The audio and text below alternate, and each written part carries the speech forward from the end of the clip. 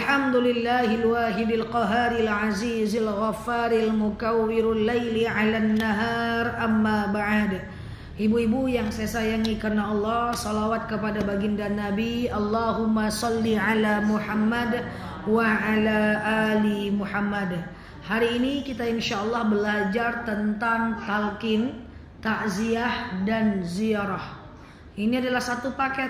Kalau sempat hari ini alhamdulillah, kalau tidak sempat kita sambung nanti di bulan depan. Pernah dengar kata-kata talqin? Talqin itu adalah menghantarkan calon jenazah saat dia akan meninggal. Semua orang itu pengen mati dalam keadaan baik, husnul khatimah. Nah, setiap orang yang kita sayang itu kalau bisa kita bantu dia untuk mengakhiri hidupnya dengan husnul khatimah, dengan hal yang baik-baik. Maka ibu-ibu yang saya sayangi karena Allah, hari ini kita belajar cara talqin, takziah dan ziarah. Talqin itu adalah ketika ada calon jenazah yang katakan ini adalah calon jenazah. Lalu kemudian biasanya kita akan membisikkan ke telinganya nih, ucap la ilaha illallah, ucap la ilaha illallah, gitu kan? Maka ketika kita membantu dia mengucapkan kalimat la ilaha illallah, itu ada caranya. Ada caranya. Caranya apa? Kita pegang ujung kakinya. Kalau ujung kakinya masih panas, masih ada kemungkinan kita ucapkan la ilaha illallah.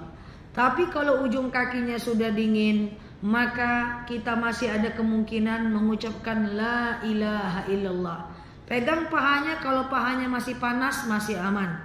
Tapi kalau pahanya sudah dingin berarti nyawa lagi tak ada lagi di paha dan kaki. Coba pegang perutnya, kalau perutnya masih panas masih bisa ucapkan kalimat la ilaha illallah.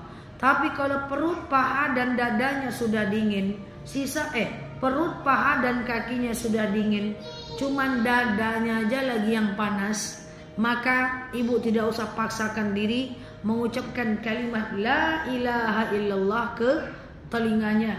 Karena ketika kaki, paha dan perutnya sudah dingin, berarti nyawa cuma tinggal lagi di dada. Hanya di dada, sebentar lagi dia akan meninggal. Maka jangan paksakan dia mengucapkan kalimat la ilaha illallah. Karena la ilah artinya tiada Tuhan. Takutnya waktu mengucapkan la ilah meninggal dia, artinya tiada Tuhan. Maka kalau nyawanya sudah tidak ada lagi di perut, paha dan kaki, maka cuman panas, cuman di dada aja lagi, maka ibu ucapnya Allah, Allah, Allah, Allah saja. Dengan harapan dia mengucapkan kalimat Allah di akhir hayatnya. Sampai di sini paham? Ini yang pertama. Yang kedua, ada beberapa pakem dan cara untuk mentalkinkan jenazah.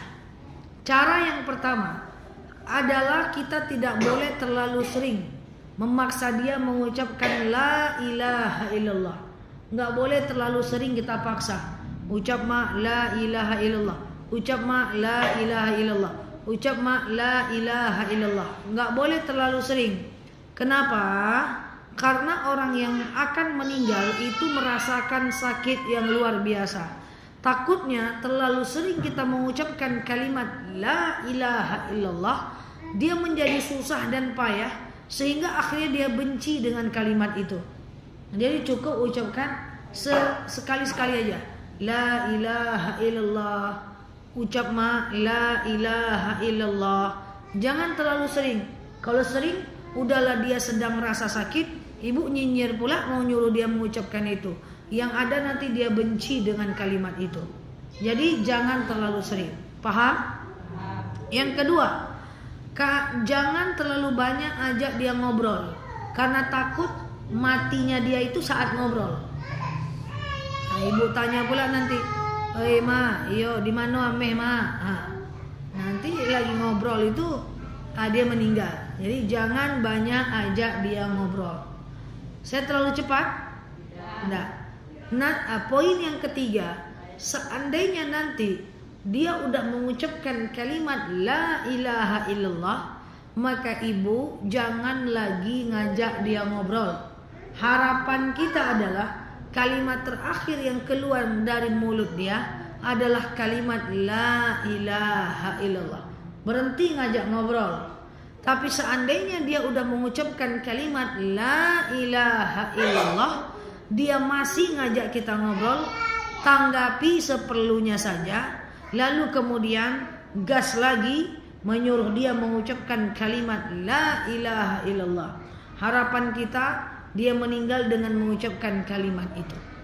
Pakem pertama, jangan terlalu sering. Pakem kedua, jangan banyak ngajak ngobrol. Pakem ketiga, kalau dia udah mengucapkan kalimat la ilaha illallah, jangan ajak lagi dia ngobrol. Tapi kalau dia masih mengajak ibu ngobrol, maka tanggapi secukupnya dan ucapkan lagi kepadanya la ilaha illallah. Paham sampai sini? Oke. Usahakan, kadang-kadang orang yang meninggal itu lidahnya udah keluh. Maka ucapkan kalimat la ilaha illallah saat dia menarik napas.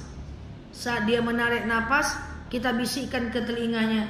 Harapannya saat dia membuang nafas, maka dia mengucapkan itu. Biasanya dia mengucapkan setelah dia membuang nafas. Kemudian kadang-kadang lidahnya keluh, dia cuman aja. Yang penting kalau udah mirip-mirip dengan kalimat la ilaha illallah, berhenti. Lalu bagaimana kalau calon jenazah itu koma? Kalau dia koma, hanya bisikkan saja ke telinganya dengan harapan dia tetap mendengarkan. Karena telinga adalah yang paling pertama sekali berfungsi dan paling terakhir tidak berfungsi.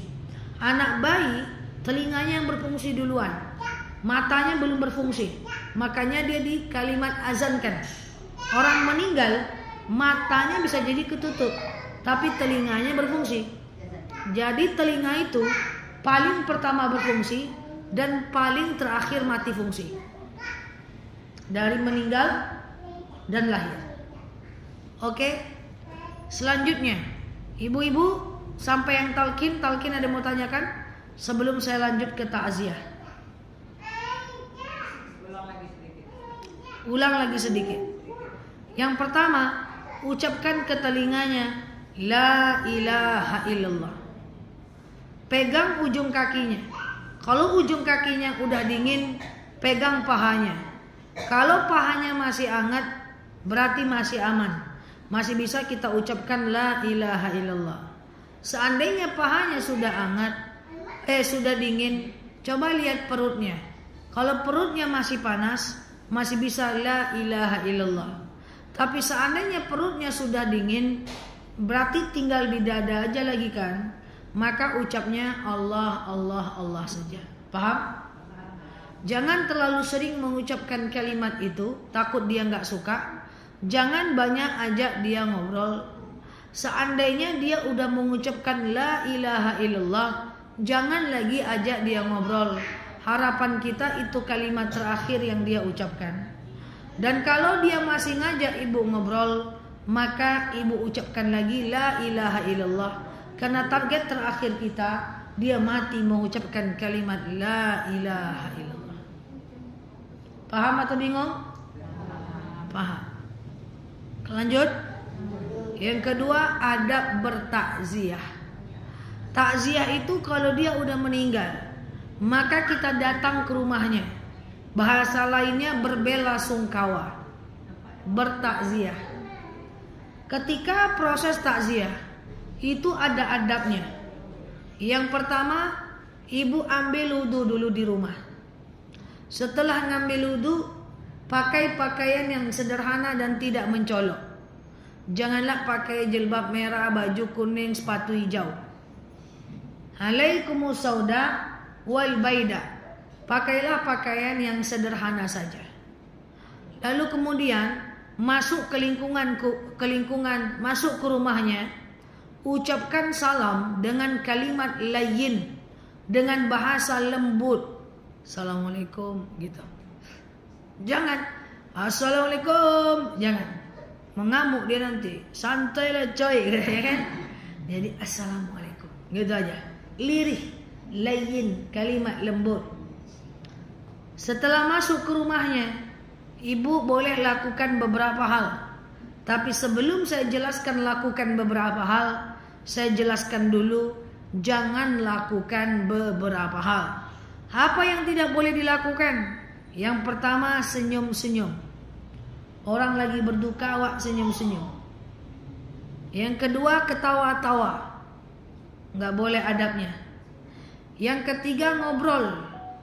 Nggak boleh. Datang kawan dari jauh. Woi, dari mana? Dari pasar. Alamu ada sobok. Iyo, mayat tu sia. Kawan SD Ambo tu. Oh, tu kawan Kerajo Ambo tu. Dari mana? Pasar. Barang mahal tak? Ini boleh deh. Beras mahal tak? Cabai gimana? Ngobrol. Nggak boleh. Apalagi yang keempat yang banyak dilakukan? Bawa selfie.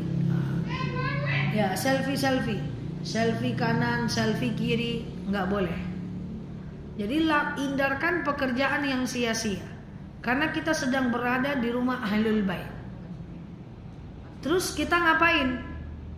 Nah, biasanya saat jenazah sedang terbujur, itu kita dalam kondisi ada Quran di sampingnya atau ada Yasin di sampingnya. Apa yang kita lakukan? Kita ambil itu, kita baca Yasin. Kalau kita pede, kita kuat-kuatkan. Khususon ila arwah, sebutkan namanya. Tak sebut juga nggak apa-apa. Baca Yasin.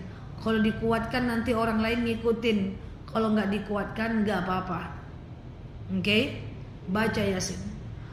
Panjang kali Yasin Zah. Ya udah ujung surat Yasin aja. Tahlil, tahmid, tahtim. Panjang kali Zah. Ya udah duduk tenang baca ayat-ayat pendek. Al-Ikhlas, Al-Falaq, An-Nas, ayat kursi, zikir. Ya, zikir. Lalu kemudian ibu doakan dia. Panjang juga Zah. Ya udah doa aja pakai bahasa Indonesia.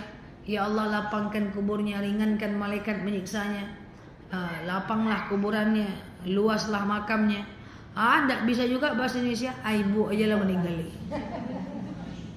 Cara pertama baca Yasin. Cara yang kedua baca tahlim, tahtim, tahmid kalau pengen singkat. Atau baca ayat-ayat pendek aja yang ibu hafal aja. Nggak bisa ayat-ayat pendek yang ibu hafal, ya udah ibu pakai bahasa Indonesia saja. Setelah itu pulanglah dengan baik, karena kita udah meninggalkan sesuatu untuk mayat. Banyak orang tak paham. Di saat mayat terbujur, dia diam aja satu rumah. Laki-laki di luar hidupkan tenda, ngopi-ngopi, ngangak-ngangak. Anak-anak berlari-lari, tidak ada bacaan. Bilang sama anak ibu, nanti kalau mak meninggal, gantian kalian bacakan Al-Quran, gantian kalian bacakan Yasin. Jangan ketika mayat terbujur tidak ada bacaan apa-apa. Laki-laki di tenda, hidupkan lampu, merokok-rokok, ngopi-ngopi, cerita, main-main HP. Mayat sedang terbujur. Seandainya Ahlul Bait tidak mau dibacakan Yasin karena punya pemahaman gak boleh baca Yasin, gak apa-apa, ikuti Ahlul Bait, tapi jangan ribut. Ya banyak kan? Cobalah tuh kayak mana.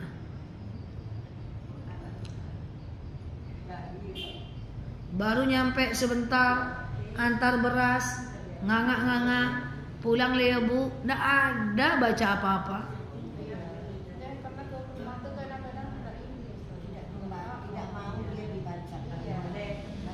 Oh tapi tidak, kalau tuan rumah tidak setuju, tandanya jelas, tidak ada Quran Yasin di situ. Kalau ada berarti tuan rumahnya mau. Kalau dia tidak ada, jangan baca, kita menghargainya. Tapi kalau ada itu udah pasti mau. Paham? Apa yang kita buat kembali kepada kita. Kalau kita gitukan orang meninggal, nanti orang meninggal insya Allah, nanti orang lain juga akan gitukan kita. Takziah, ada yang mau ditanyakan? Kalau kita kan baca Yasin, apa perlu kita bilang binti atau binti? Nggak usah, nggak perlu. Kalau mau dibilang nggak tahu bin atau bintinya, bin Abdullah binti Abdullah.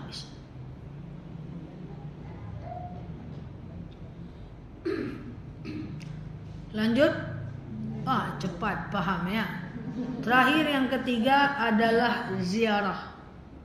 Ziarah. Jadi tadi takziah ke rumahnya, ziarah ke kuburnya. Apa cara ziarah? Yang pertama, ibu disunnahkan untuk berwudu dulu. Setelah berwudu, pakai pakaian yang tidak mencolok. Setelah pakai pakaian yang tidak mencolok, ibu pergilah ke lingkungan kuburan itu. Ucapkan kepada mereka semuanya, Assalamualaikum ya ahlal kubur. Assalamualaikum ya ahlal kubur. Oke. Lalu kemudian setelah itu pergi ke makamnya dan lakukan beberapa hal.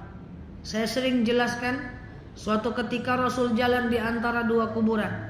Kuburan sebelah kanan ada mayat yang sedang disiksa karena kencing tak cebok. Kuburan sebelah kiri ada mayat yang disiksa karena kencing berdiri. Nah, lalu kemudian Rasulullah SAW jalan di antara dua kuburan itu. Maka bertanyalah bertanyalah Abu Bakar, "Ya Rasulullah, apa yang kau kerjakan?" "Aku sedang membersihkan kuburan ini." Lalu kemudian bertanya lagi Abu Bakar, "Ngapain kau bersihkan kuburan itu ya Rasulullah?" "Aku ingin meringankan beban siksa ahli kubur." Jangankan mendoakan, membersihkan kuburan saja meringankan siksa. Tuh ya. Jangankan mendoakan, membersihkan kuburan saja meringankan siksa. Lalu kemudian setelah itu Rasulullah mengambil air dan Rasul siram di antara dua kuburan itu. "Ngapain kau ambil air putih dan kau siram ya Muhammad?" Apa kata Muhammad? "Saya ingin meringankan beban siksa ahli kubur sampai air ini kering." Maka adat Indonesia tak bertentangan dengan syariat. Ibu kalau ke kuburan, ibu bersihkan kuburan itu dari lumpur dan ilalang. Kalau ibu udah bersihkan, lalu kemudian siramlah pakai air dan kemudian doakanlah ahli kubur itu. Entah ibu baca ayat pendek di situ. Setelah ayat-ayat pendek itu ibu baca, lalu kemudian ibu doakan. Ibu baca Al-Ikhlas, Al-Falaq, An-Nas. Lalu kemudian ibu doakan dia. Ibu doakan pakai bahasa Indonesia. Nah, yang tidak boleh ibu lakukan saat ziarah adalah meminta doa kepada orang yang meninggal. Ya. Nah, meminta doa kepada orang meninggal, ya. Ma, doakan aku ma, kayak gitu ya. Doakan aku ma, apa tuh? Katanya nanti kan kacau kita. Atau kita ngajak ngobrol, "Bu, aku di sini, Bu." "Yo," kata ibu. Karena ada kejadian jamaah dia bilang sama saya, saya ini udah mau nikah lagi Ustazah. Saya udah izin dengan suami saya." "Loh, mana boleh perempuan suami dua? Udah meninggal suami saya Ustazah." "Loh, izinnya cemana?" "Pergi saya ke kuburannya Ustazah." Nah, itu enggak boleh. Bang, aku mau nikah bang, doain aku ya bang." "Iya, nanti aku jadi saksinya." Nah, jadi pergilah ke makam dan ibu-ibu mintalah kepada anak makamkan di tempat yang dekat dengan anak. Ada orang yang minta makamkan di Medan, anaknya di sini. Kenapa? Karena di Medan ada makam suaminya. Dia pengen sebelah-sebelahan dengan suaminya. Saya bilang tidak perlu, tidak akan reuni dia. Lama mana dia? Ayolah bang. Jadi makamkan di tempat yang banyak anaknya. Paham? Apa lagi? Ya. Silakan Bu. Yang kami tanyakan adalah kalau kita menyiram pakai air bunga kembang itu apakah ada sunnahnya? Air kembang itu tidak ada sunnahnya. Tidak ada sunnahnya. Tabur bunga juga tidak ada. Tapi tidak diharamkan. tidak ada manfaat, juga tidak diharamkan. Oke? Ada lagi Ustazah. Ya. Kalau kita masuk kuburan itu kan kita memberi salam. Tapi kalau kita melewati kuburan, apakah wajib kita memberi salam? Iya. Bukan wajib, sunnah. Sunnah, iya. Iya, sunnah. Lewat di kuburan, ibu sunnah. Assalamualaikum ahlal kubur. Kadang kan jalan raya kan ada pinggirnya ada kuburan kan. Ya. Sering saya lewati, sering saya baca itu aja kan. Boleh. Oh, boleh ya. Oke? Ada lagi? Mencabut rumput ilalang yang dicabut. Tahu ilalang, beda rumput ilalang. Rumput liar yang dicabut. Rumput yang bagus biarkan aja.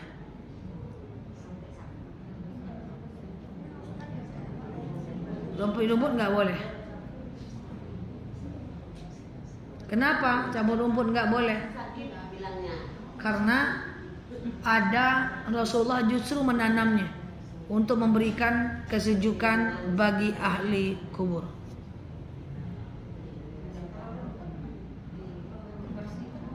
Ilalang. Ilalang yang dicabut, bukan rumput.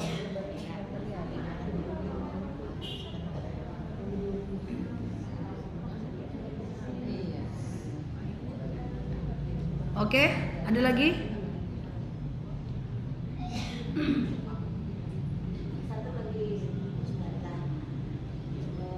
Orang yang meninggal matanya terbuka. Apa bacaannya kalau kita? Orang meninggal matanya terbuka. Tutup matanya. Bismillahi wa ala millati Rasulillah.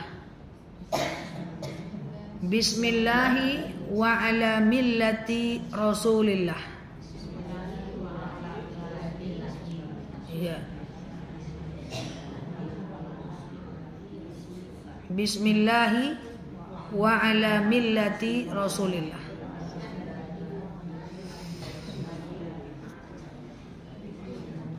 Ada lagi?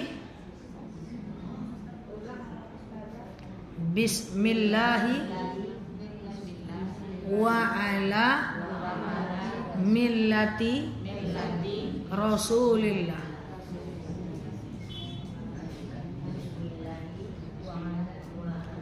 Bismillahi wa ala millati Rasulillah.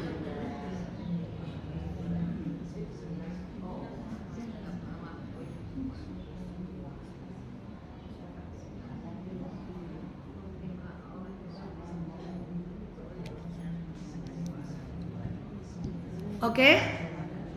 Ada lagi cukup? Sudah paham? Tinggal dipraktek dan diamalkan.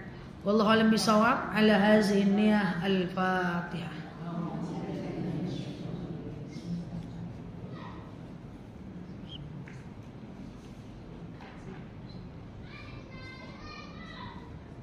Amin ya Allah, amin ya Rahman, amin amin ya mujibah sa'ilin. Allahumma salli ala Muhammad wa ala ali Muhammad.